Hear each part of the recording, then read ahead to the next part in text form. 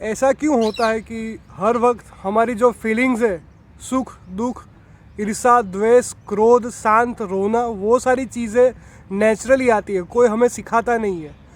और हम जो मेडिटेशन करते हैं वो कोई दूसरा बंदा सिखाता है। तो यानी हम ऑलवेज ऐसा कहते हैं कि कुदरत की हर चीज़ों को रिस्पेक्ट करना सीखो। तो हमारे ये जो कुदरती इमोशंस है, जो कुदरत से आए गए, उसको हम क्यों रिस्पेक्ट नहीं करते? और मेडिटेशन के पीछे मेडिटेशन करना क्यों इतना ज़रूरी बन जाता है? बहुत बढ़िया सवाल पूछा। नमस्कार, धन्यवाद। ये बात ऐसी है कि खाने की चीज़ें है, जैसे कि सब्जी है।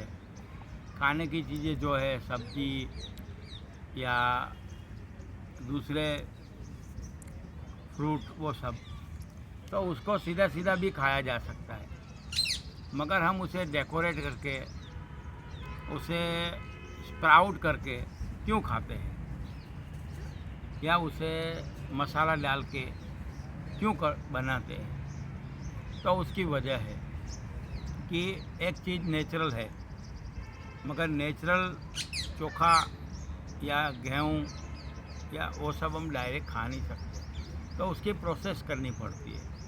तो ये रॉ फीलिंग जो कुदरत ने दी है, हंसना नाचना गाना खुश होना, ये कुदरत ने नेचुरल फीलिंग दी है। मगर कुछ साइंटिस्टों ने ये सोचा कि हम इस सिस्टम को पूरा साइंटिफिक बनाएं।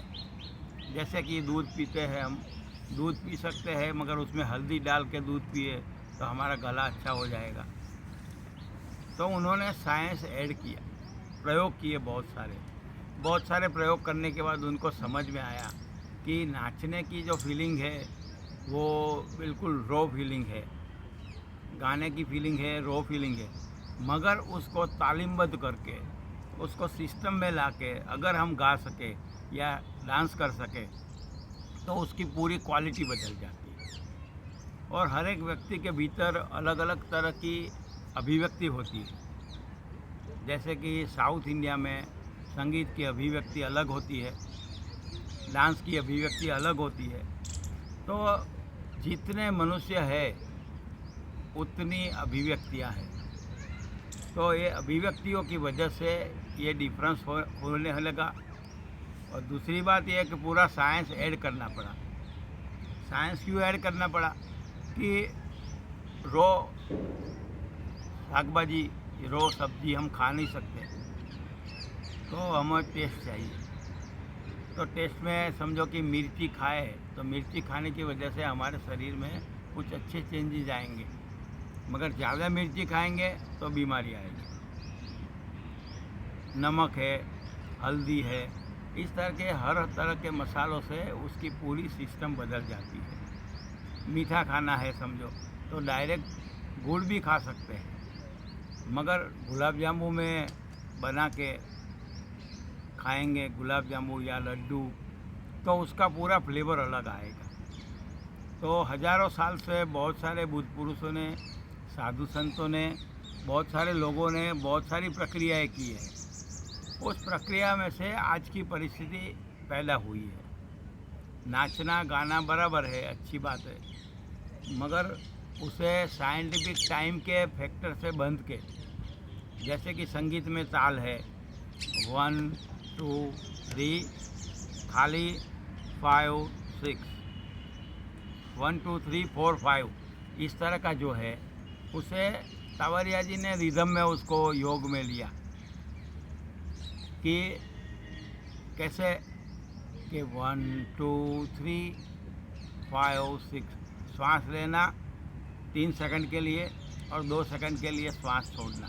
श्वास तो हमारी नेचुरल चल रही है, मगर नेचुरल चल रही है उसमें से इतनी ही एनर्जी मिलती है जितना हमें जीने के लिए ज़रूरियत है।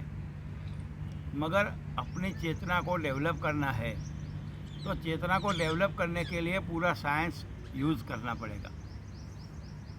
आपको थोड़ा और लगेगा बात, मगर साइंस को समझो कि फ़ोटोग्राफी आप करते हैं तो उसमें साइंस ऐड करें तो अलग अलग डायमेंशन से आप ये फ्रेम ले सकते हैं, अलग अलग डायमेंशन से आप डेप्थ ले सकते हैं, लाइटिंग ले सकते हैं, तो सीधा सीधा फ़ोटो निकल सकता है। मगर हम उसे साइंस की मदद से, टेक्नोलॉजी की मदद से उसे ज़्यादा अच्छी तरह से बनाना चाहते हैं। तो रोज़ जो चीज़ें हैं वो कुदरत ने हमें सीधी दे दी है। समझो कि कैमरा किसी ने ईजाद करके हमको दे दिया, मगर कैमरे के साथ कैसे काम लेना, वो पूरा साइंस जो है, वो सारी प्रक्रिया है, वो आपको समझनी होगी और तभी आप अच्छा काम कर सकेंगे। देखो 3 चीज़ें हैं, गुड, बेटर, बेस्ट। गुड कुदरत ने दिया हुआ है, नेचुरल। बेटर आप बना सकते हैं, मगर आपके पास अगर नॉलेज ऐड हो जाए, आपके पास अगर प्रयोग की पूरी पद्धति ऐड हो जाए तो बेस्ट हो जाएगा। तो प्रेम की अभिव्यक्ति है, हंसने की अभिव्यक्ति है, बहुत सारी अभिव्यक्तियाँ हैं जो नेचुरल फॉर्म में है। मगर आप किसी को गा के प्रेम की अभिव्यक्ति करें, किसी के साथ हंस के बात करें, या किसी को इतने अच्छे ऑरेटरी से समझाने की कोशिश करें, तो उसके जीवन में कुछ नया सुझाव आएगा, उसके जीवन में कुछ नया बहाव आएगा।